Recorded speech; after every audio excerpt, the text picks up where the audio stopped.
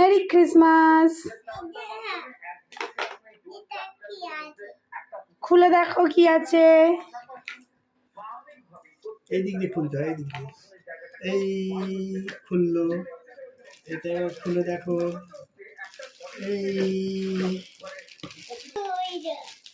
খোলো খোলো খোলো। এটা কি সোনা? বলো। Tiffin box. Tiffin box.